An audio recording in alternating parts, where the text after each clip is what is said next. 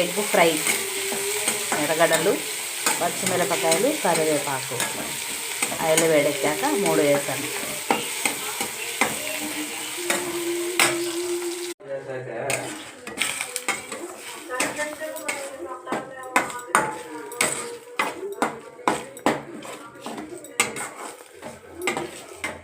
నాలుగు గుడ్లు వేసాను.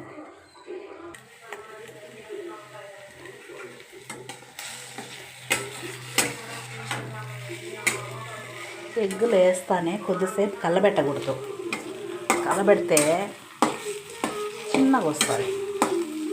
కొంచెం లావుగా రావాలంటే ఎగ్ వేసిన వెంటనే కలబెట్టకుండా కొద్దిసేపు వదిలేయాలి. ఒకవేళ ఉప్పు ఏదైనా తక్కువ ఉంటే సాల్ట్